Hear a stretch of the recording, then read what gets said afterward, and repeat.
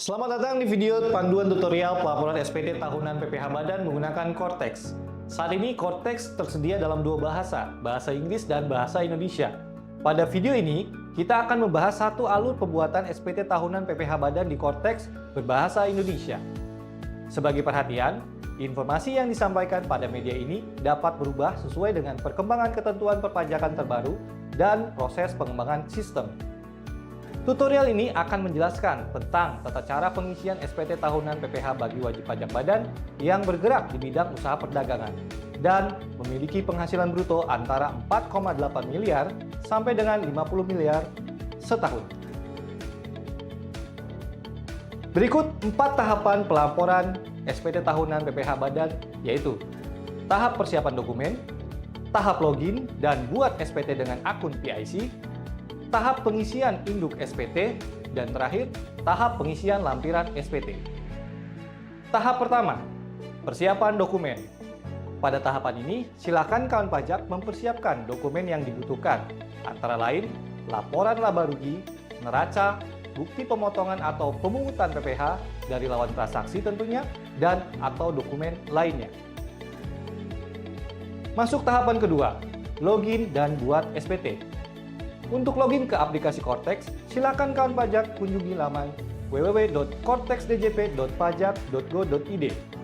Kemudian, isikan nomor identitas penanggung jawab atau wakil atau kuasa wajib pajak yang telah ditunjuk oleh perusahaan.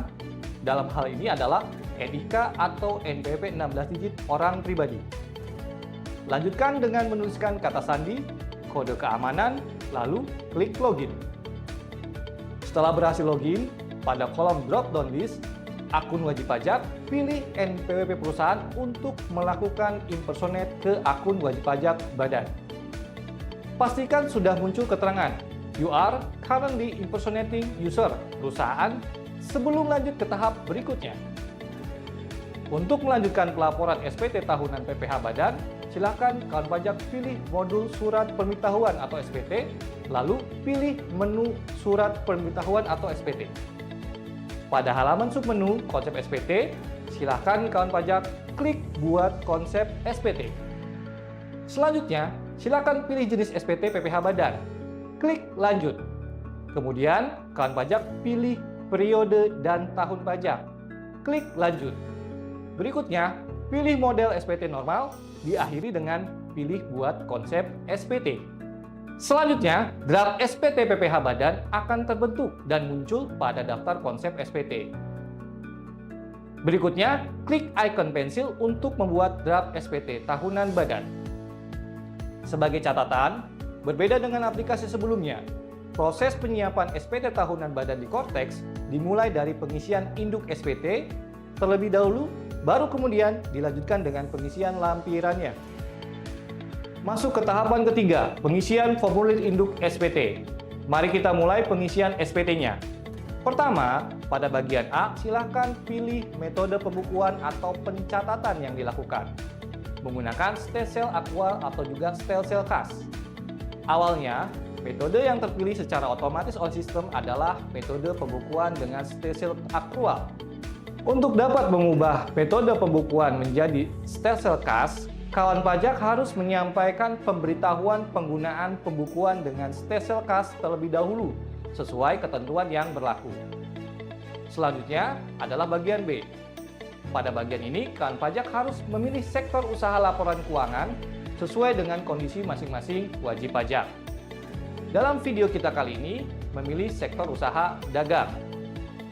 Perlu diketahui bahwa pemilihan sektor usaha ini akan menentukan jenis rekonsiliasi laporan keuangan yang wajib diisi pada lampiran 1.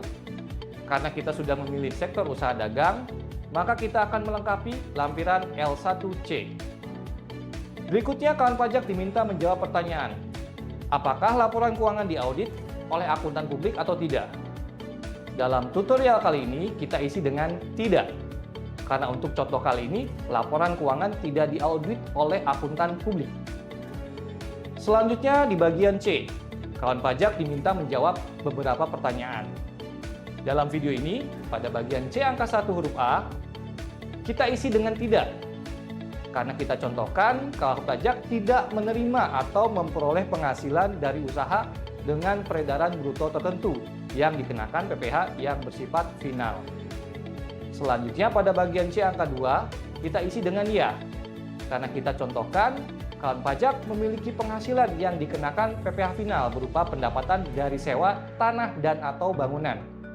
Pengisian rincian penghasilan yang dikenakan PPh final dilanjutkan ke lampiran 4 bagian A. Selanjutnya, pada bagian C angka 3, kita isi dengan ya, karena kita contohkan kawan pajak memiliki penghasilan yang tidak termasuk objek pajak berupa dividen atas kepemilikan saham. Pengisian rincian penghasilan yang tidak termasuk objek pajak dilanjutkan ke lampiran 4 bagian B. Selanjutnya, di bagian D, pada bagian ini, kawan pajak akan melakukan tahapan penghitungan PPh berdasarkan data yang telah diinput. Bagian D angka 4 diisi dengan penghasilan neto fiskal sebelum fasilitas pajak, yang dipindahkan dari hasil penjumlahan bagian A kolom 10 atau A10 pada lampiran 1. Bagian D angka 5 kita isikan dengan tidak, karena kita contohkan kawan pajak tidak mendapatkan fasilitas perpajakan dalam rangka penanaman modal berupa pengurangan penghasilan neto. Bagian D angka 6 kita isi dengan tidak, karena kita contohkan kawan pajak tidak memperoleh fasilitas pengurangan penghasilan bruto atas kegiatan praktik kerja, pemagangan, dan atau pembelajaran dalam rangka pembinaan dan pengembangan sumber daya manusia dalam berbasis kompetensi tertentu. Bagian D angka 7 terisi otomatis dengan penghasilan neto fiskal setelah fasilitas pajak yang merupakan hasil perhitungan bagian D angka 4 dikurangi bagian D angka 5 dikurangi bagian D angka 6. Masuk ke bagian D angka 8, kita isi dengan tidak, karena kita contohkan kawan pajak tidak memiliki kompensasi kerugian fiskal. Bagian D angka 9 terisi otomatis dengan penghasilan kena pajak yang merupakan hasil perhitungan dari bagian D angka 7 dikurangi bagian D angka 8. Bagian D angka 10 kita isi dengan tidak, karena kita contohkan kawan pajak tidak memperoleh fasilitas pengurangan penghasilan bruto atas kegiatan penelitian dan pengembangan tertentu. Bagian D angka 11, silahkan kawan pajak mengisi dengan pilihan tarif yang sesuai dengan kondisi wajib pajak yang dilaporkannya. Dalam video ini kita contohkan kawan pajak memilih tarif fasilitas pasal 31E Undang-Undang PPh, yaitu tarif yang ditetapkan bagi wajib pajak badan dalam negeri dengan peredaran bruto sampai dengan 50 miliar. Tentunya dalam 1 tahun. Sehingga pengisian akan dilanjutkan ke lampiran 8. Bagian D angka 12 akan terisi otomatis nilai PPh terutang yang merupakan hasil perhitungan dari tarif pajak pada bagian D angka 11 dikali bagian D angka 9 yang sudah dikurangi bagian D angka 10. Selanjutnya di bagian E, pada bagian ini kawan pajak memperhitungkan beberapa pengurang PPh terutang.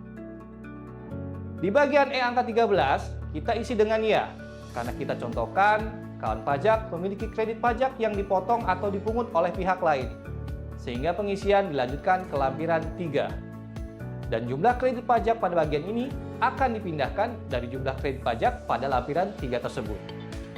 Lanjut ke bagian E angka 14, yang akan terisi dengan jumlah pembayaran angsuran PPh pasal 25 yang sudah dibayarkan untuk tahun pajak atau bagian tahun pajak yang dilaporkan. Bagian E angka 15 diisi dengan jumlah pokok pajak atas surat tagihan pajak PPh pasal 25 untuk tahun pajak atau bagian tahun pajak yang dilaporkan. Bagian E angka 16 kita isi dengan tidak, karena kita contohkan kawan pajak tidak memperoleh fasilitas pengurangan PPh badan.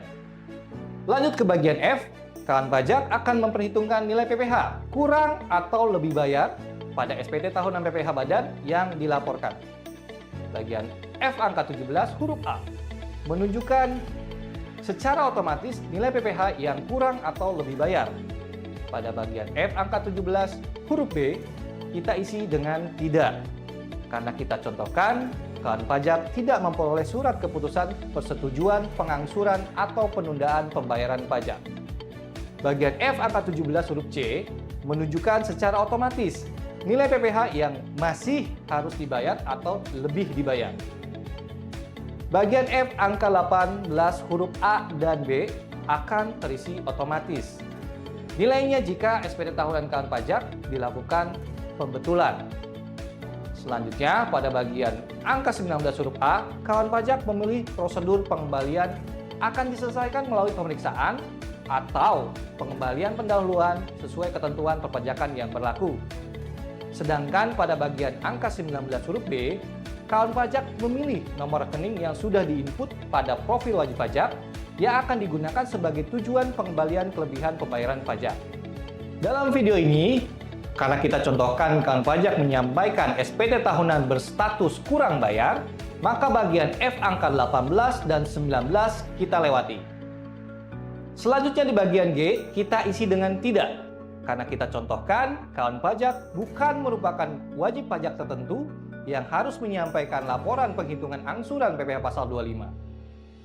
Untuk itu, kawan pajak akan melanjutkan pengisian ke lampiran 6. Jumlah angsuran tahun pajak berjalan pada bagian ini dipindahkan dari angsuran PPh pasal 25 pada angka 7 lampiran 6. Selanjutnya, pada bagian H, kawan pajak diminta menjawab 9 pernyataan transaksi dalam bentuk pertanyaan ya atau tidak. Setiap jawaban ya akan memunculkan permintaan kelengkapan pengisian data lebih lanjut. Angka 21A apabila pilih ya akan memunculkan notifikasi untuk mengisi lampiran 10A, 10B, dan 10C.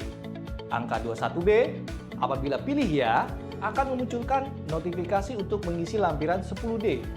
Angka 21C apabila pilih ya akan memunculkan notifikasi untuk mengisi lampiran 2 tabel B.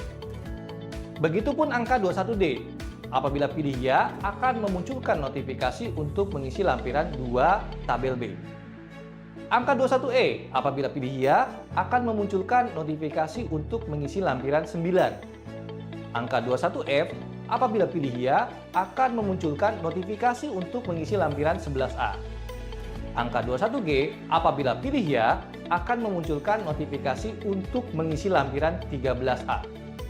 Angka 21H apabila pilih ya akan memunculkan notifikasi untuk mengisi lampiran 14. Angka 21I apabila pilih ya akan diminta menyampaikan laporan realisasi investasi secara terpisah pada modul layanan wajib pajak. Dalam video ini, semua pernyataan kita pilih jawaban tidak, kecuali pertanyaan angka 21E. Apakah wajib pajak membebankan biaya penyusutan dan atau amortisasi fiskal? Kita pilih jawabannya ya.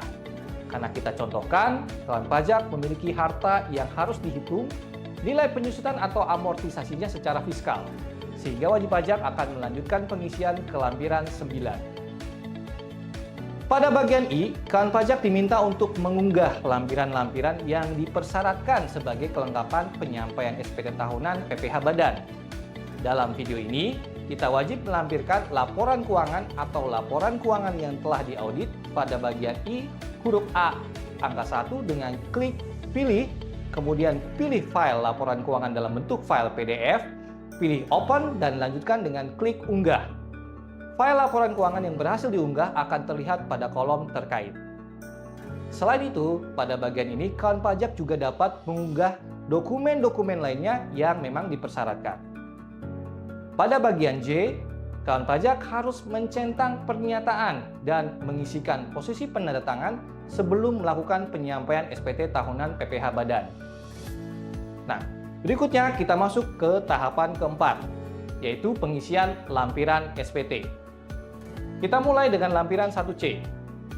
Lampiran 1 memuat informasi atau data mengenai laporan keuangan perusahaan.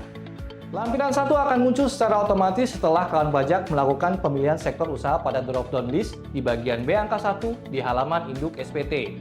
Dalam video ini, sektor usaha yang dipilih adalah sektor perdagangan.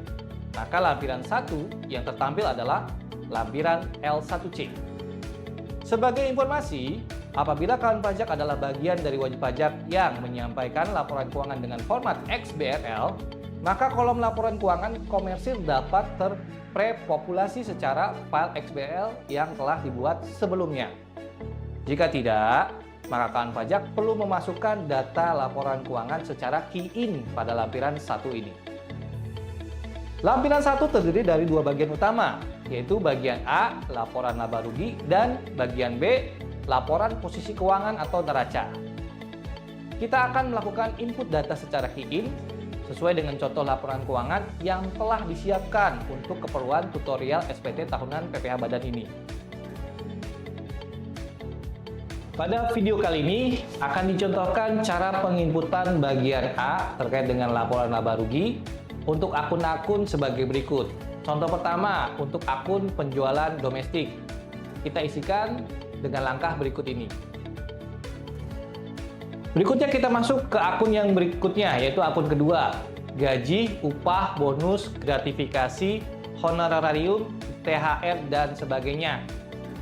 Kita isikan dengan langkah seperti ini. Nilainya adalah 4 miliar, ada koreksi fiskal, kodenya adalah FPO 12 sebesar 1 miliar. Akun yang ketiga sebagai contoh, kita isikan pendapatan usaha lainnya. Nilainya 1,5 miliar. Setelah memastikan semua data selesai, silakan kawan pajak klik simpan. Selanjutnya kita isi bagian B, laporan posisi keuangan atau neraca. Berbeda dengan langkah yang dilakukan pada bagian A, pada bagian B ini kita isikan langsung data pada kolom yang disediakan sesuai dengan data neraca yang kita miliki. Sebagai catatan, isikan angka 0 pada isian yang memerlukan isian angka. Kemudian, apabila akun neraca dalam laporan keuangan komersial tidak ada pada akun neraca dalam lampiran 1 ini, nilai akun tersebut diisikan pada akun sejenis atau akun lainnya.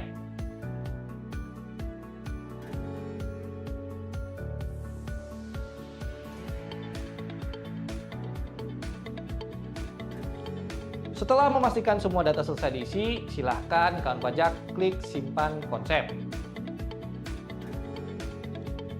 Kita lanjut ke lampiran kedua. Kita gulir ke atas kembali dan pilih L2 untuk mengisi atau melengkapi lampiran 2. Lampiran 2 memuat informasi atau data terkait daftar pemegang saham atau pemilik modal, jumlah dividen atau pembagian laba yang dibagikan, dan daftar susunan pengurus dan komisaris. Data-data pada lampiran 2 akan ditampilkan secara otomatis pada draft SPT yang dibuat. Pada lampiran ini akan muncul daftar pemegang saham dan daftar pengurus yang disesuaikan dengan data yang ada pada profil akun Korteks Badan.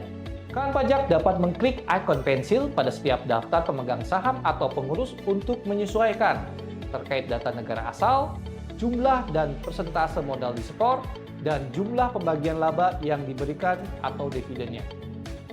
Apabila terdapat perubahan dan perbedaan data susunan pengurus, silakan lakukan perubahan data wajib pajak pada modul portal saya, menu profil saya pada akun Korteks Badan.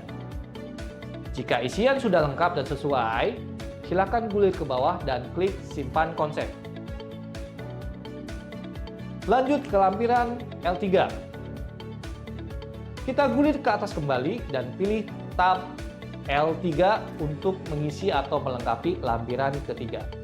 Lampiran 3 memuat informasi atau data mengenai penghasilan dari luar negeri dan atau PPh yang dipotong atau dipungut pihak lain. Untuk daftar penghasilan dari luar negeri, data tidak terisi secara otomatis, sehingga kawan pajak perlu memasukkan data secara key-in. Untuk menambahkan data baru, klik tambah, lengkapi data, dan kemudian diakhiri dengan klik simpan. Untuk daftar pajak penghasilan yang dipotong pihak lain, data akan terisi secara otomatis berdasarkan data bukti potong PPh yang diterbitkan oleh pihak lain. Kawan pajak dapat menghapus data bukti potong dengan mengklik ikon hapus atau menambahkan data bukti potong secara key-in. Dalam hal data bukti potong yang kawan pajak miliki tidak tersedia pada daftar. Isikan NBP, jenis pajak yang dipotong, nilai DPP, pajak penghasilan, nomor dan tanggal bukti pemotongan, lalu kemudian diakhiri dengan klik simpan. Dalam video kali ini akan dicontohkan wajib pajak badan melakukan kegiatan pengadaan barang ke instansi pemerintah. Kemudian akan terdapat bukti pemungutan unifikasi PPh pasal 22 yang tentunya bisa menjadi kredit pajak. Data yang dimaksud kita akan isikan adalah DPP 10 juta, PPh terutang 150.000. Caranya gimana? Caranya klik tambah di bagian B dan isikan data-data bukti pemungkutan yang tadi saya sebutkan. Jika isian sudah lengkap dan sesuai, silahkan gulir ke bagian bawah dan klik simpan konsep. Berikutnya kita lanjut ke lampiran L4. Gulir ke atas kembali dan pilih tab L4 untuk mengisi atau melengkapi lampiran 4. Lampiran 4 memuat informasi atau data mengenai bagian A, penghasilan yang dikenakan PPh final, dan bagian B, penghasilan yang tidak termasuk objek pajak. Daftar penghasilan yang dikenakan PPh final akan terisi secara otomatis jika lawan transaksi telah menerbitkan bukti potong atau kawan pajak telah melakukan penyetoran sendiri PPh final selama tahun pajak pelaporan SPT. Namun, kawan pajak tetap dapat melakukan perubahan data, yaitu untuk menambah atau menghapus. Pada lampiran ini, terkait data dengan cara mengklik ikon pensil atau tempat sampah. Sedangkan daftar penghasilan yang tidak termasuk objek pajak dapat kawan pajak tambahkan terkait datanya dengan cara key in. Dalam video kali ini akan dicontohkan penginputan secara key in untuk bagian A dan bagian B. Caranya gimana? Caranya klik tombol tambah. Dan di akhir tentu saja kita klik simpan. Jika isian sudah lengkap dan sesuai, gulir ke bawah. Seperti biasa kita akan klik simpan konsep. Berikutnya lampiran L8. Gulir ke atas kembali dan pilih tab L8 untuk mengisi melengkapi lampiran L8 tentunya. Lampiran 8 memuat penghitungan PPh dengan fasilitas pengurangan tarif PPh pasal 31E UU PPh. Masukkan nilai peredaran bruto setahun pada kolom angka 1. Sistem akan menghitung penghasilan kena pajak yang mendapat dan tidak mendapat fasilitas pada angka 2. Sistem juga akan menghitung pajak penghasilan yang mendapat dan tidak mendapat fasilitas pada angka 3 sesuai tarif PPh pasal 31E. Total pajak yang terutang akan ditampilkan pada angka 4. Jika isian sudah sesuai dan lengkap, silahkan gulir ke bagian bawah dan klik simpan konsep. Lanjut ke lampiran L6. Gulir ke atas kembali dan pilih tab L6 untuk mengisi atau melengkapi lampiran 6. Lampiran 6 memuat penghitungan angsuran PPh pasal 25. Di angka 1 diisi dengan jumlah penghasilan neto fiskal.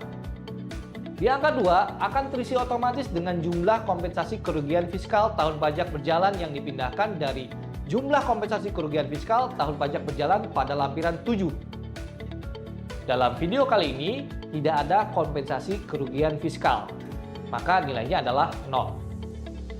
Lanjut ke angka 3, terisi dengan penghasilan kena pajak yang merupakan hasil penghitungan angka 1 dikurangi angka 2. Lanjut ke angka 4, diisi dengan hasil penerapan tarif yang berlaku atas penghasilan kena pajak yang tercantum pada angka 3.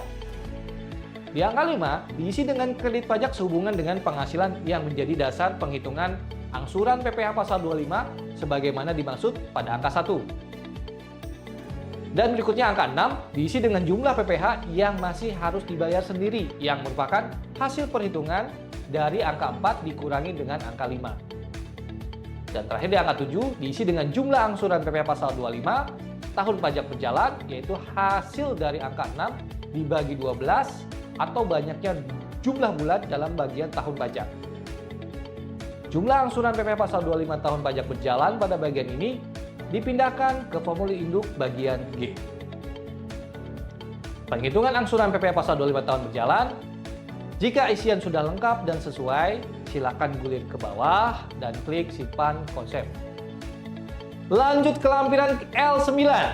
Selanjutnya kita gulir ke atas kembali dan pilih tab L9 untuk mengisi atau melengkapi lampiran 9. Lampiran 9 memuat informasi atau data tentang biaya terkait biaya penyusutan dan atau amortisasi fiskal.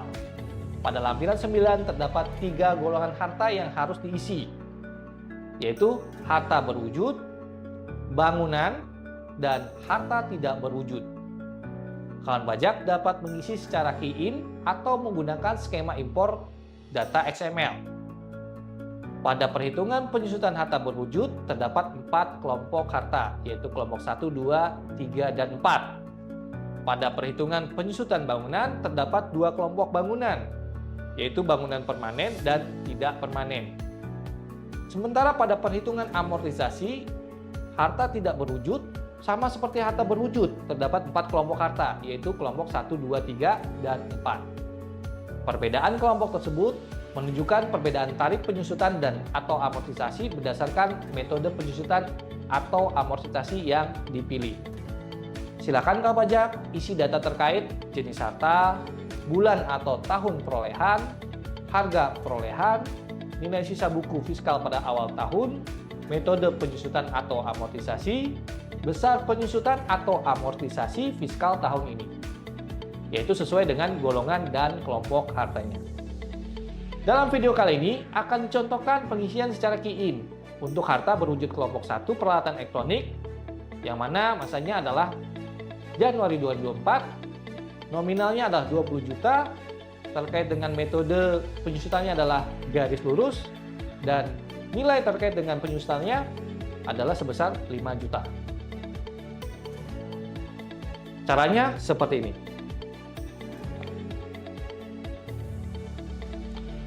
Jika isian sudah lengkap dan sesuai, silahkan gulir ke bawah dan klik simpan konsep.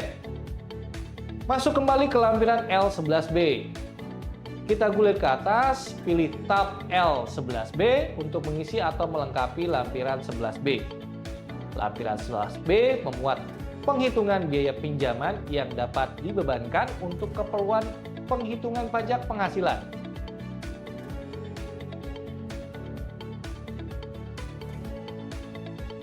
Sama seperti pada lampiran 2, lampiran 11B akan muncul secara otomatis begitu DAP SPT tahunan PPh Badan terbentuk.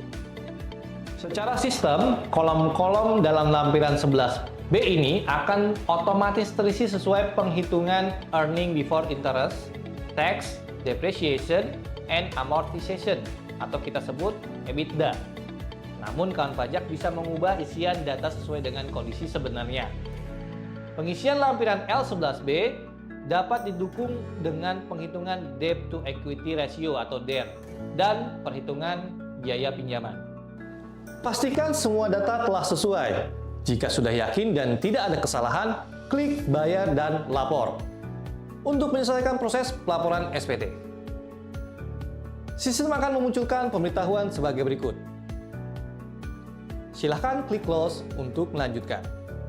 Dalam hal status SPT adalah kurang bayar, sistem akan menampilkan notifikasi sebagai berikut. Apabila SPT tahunan yang akan disampaikan terkait dengan perpanjangan jangka waktu penyampaian SPT tahunan dan telah mendapatkan izin, maka kawan pajak dapat menggunakan saldo pembayaran yang belum digunakan pada akun 411618-200 untuk memilihnya, klik tombol ya. Namun jika tidak, silakan pilih tidak. Selanjutnya, sistem akan memberikan notifikasi apakah wajib pajak ingin melunasi pajak yang terutang menggunakan deposit pajak atau melalui pembuatan kode billing. Silakan pilih salah satu metode pembayaran. Pilihan deposit pajak akan muncul jika saldo deposit tersedia minimal senilai pajak terutang. Apabila kawan pajak tidak mempunyai saldo deposit atau saldo deposit kurang dari pajak terutang, maka sistem hanya akan memunculkan pilihan Generate Kode Billing. Selanjutnya, tanda tangani SPT kawan pajak dengan memilih penyedia tanda tangan dan masukkan pasprase kawan pajak. Kemudian lalu klik konfirmasi tanda tangan. Apabila kawan pajak melakukan pembayaran menggunakan deposit, status SPT akan otomatis dilaporkan. Apabila kawan pajak melakukan pembayaran dengan kode billing, status SPT menjadi menunggu pembayaran. Silakan lakukan pembayaran dan setelah dilunasi, status SPT akan otomatis berubah menjadi dilaporkan. Apabila SPT kawan pajak berstatus nihil atau lebih bayar, kawan pajak dapat langsung submit SPT dan status SPT otomatis menjadi dilaporkan. Selamat! Anda telah melaporkan SPT tahunan PPh Badan melalui Cortex.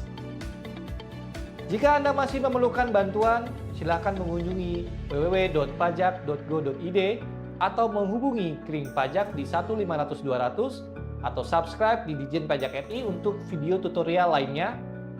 Pajak tumbuh, Indonesia tangguh!